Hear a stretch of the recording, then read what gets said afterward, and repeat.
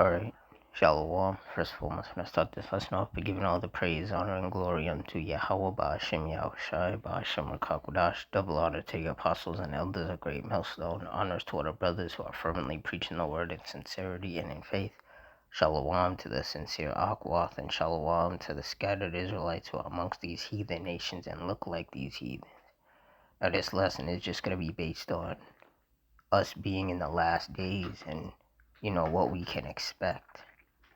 So through the Spirit, I'm going to get these precepts and Lord's will you're edified. So 2 Timothy 3:1, this know also that in the last days perilous times shall come. And I have the definition of perilous here, and it says, perilous is an adjective that means full of grave risk, danger, or hazards. It describes something that is extremely unsafe or fraught with the potential to cause harm, injury, or loss. And that's the time that we're living in. It's a very dangerous time. The violence amongst the people is increasing. The fires, the heat waves, the storms, the tempests, the earthquakes, the wars and rumors of wars. There's a lot of things happening that put people at risk and put people in danger and that are a hazard.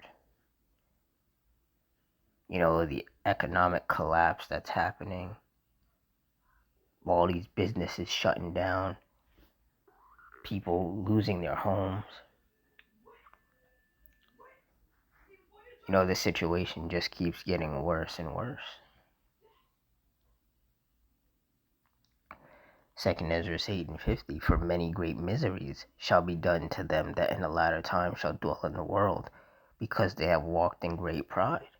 And we've been seeing that, we've been seeing, the devastating earthquakes that destroy people's homes, that injure and kill people and or their loved ones. Once again, like I said, you got food shortages, homelessness, violence. You got wars breaking out. You got the storms, the tempests, the fires causing destruction. You just have a lot of things happening in the world that are hurting people, if not killing people. Like it says in Isaiah 48:22, there is no peace, saith the Lord Yahweh, unto the wicked. And those are who these heavy, deadly judgments are meant for, are these wicked people with whom the Lord is angry with. Definition of great miseries here, it says, refers to a state of extreme unhappiness, suffering, or severe adversity. And that's what most people are going through out here. Majority of people are very unhappy. They can barely afford gas, they can barely afford groceries, they can barely afford rent, they can barely afford to pay their bills, they can barely afford, if at all, to go on any vacation, if they even have time to, considering the fact that because the cost of living is increasing so much, people have to get 2-3 jobs just to barely make ends meet, so they don't really have time on their hand to go on vacation, because people need as much money as they can scrape together. So there's a lot of people who are extremely unhappy, and that unhappiness is only going to increase. Because you see, if these people were not wicked in the eyes of the Lord, then the Lord would make life a little bit easier for them. But because these people are wicked and they're daily provoking the Lord unto wrath, the Lord just keeps intensifying the miseries. It says the term typically encompasses acute mental. Says the term typically encompasses acute mental or emotional distress, as well as physical pain or poverty. Depending on the context, it can describe large-scale hardships or deep personal struggles. And people are really going through it in these last days.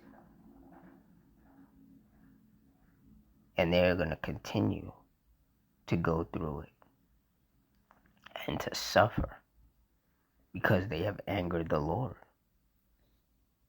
These people running around here with this I can do whatever I want spirit on them.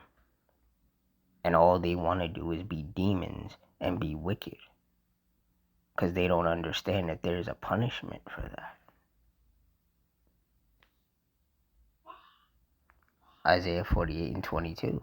There is no peace, saith the Lord Yahweh, unto the wicked.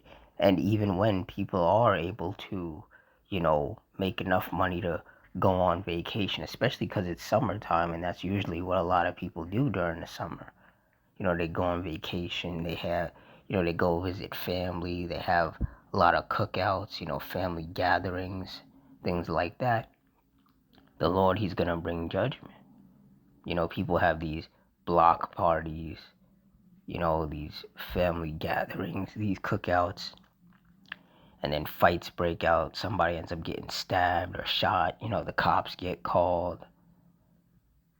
People want to go to these different events, concerts, amusement parks, things like that, and the Lord will send a storm or a tempest upon the event and shut it down. And people will be like, yo, I paid all of this money to be here or to do whatever activity it is. And then the Lord just brought judgment and they weren't able to enjoy it. See, this is what happens when you anger the Lord. He's going to make your life miserable.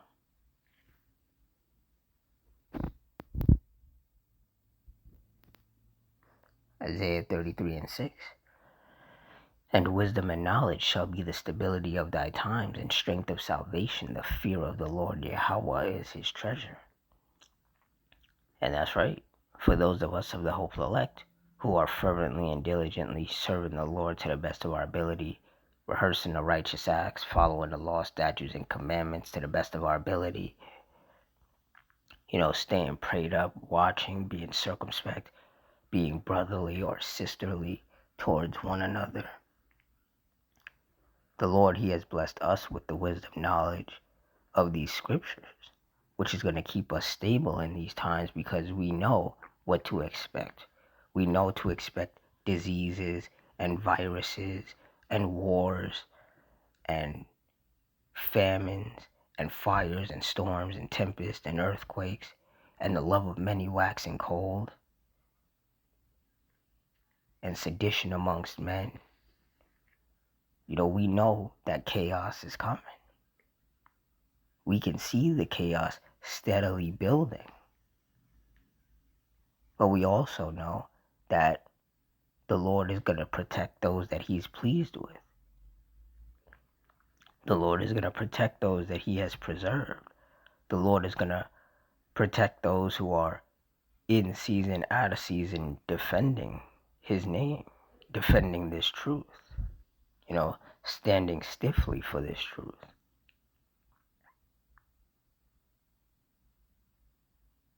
Like it says in 1 Peter 3:12, for the eyes of the Lord are over the righteous, and his ears are open unto their prayers, but the face of the Lord is against them that do evil.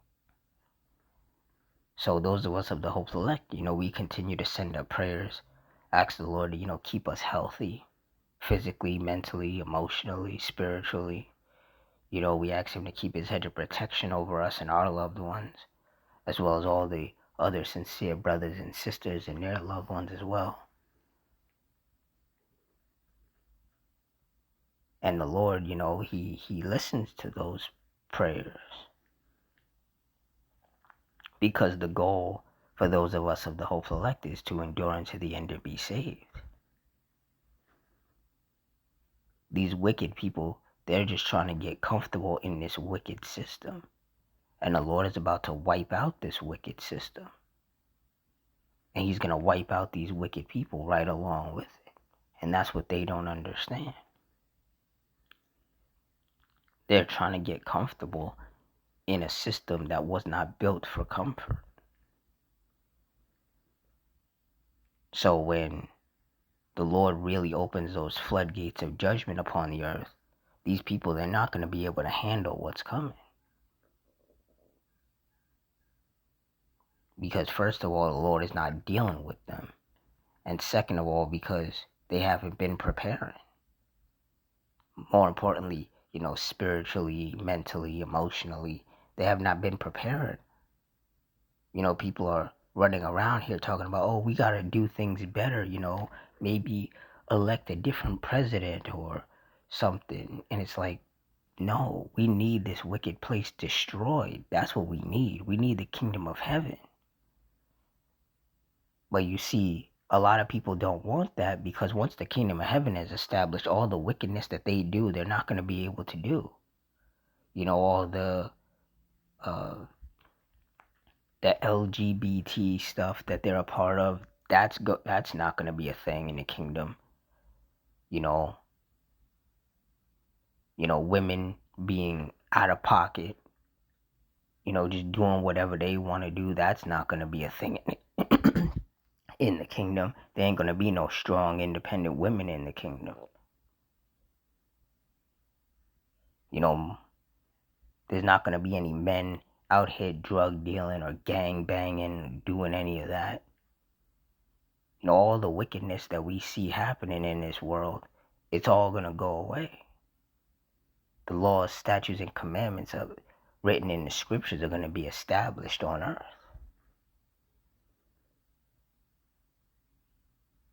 And the chief wicked, being these Edomites, these so-called self-proclaimed white people, they're going to be in slavery.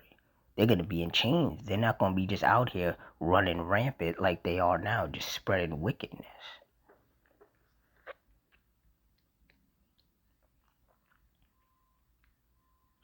So for those of us of the hopeful elect who are daily vexed with all the wickedness that's going on, the Lord has blessed us with the wisdom and knowledge to know that this is only temporary.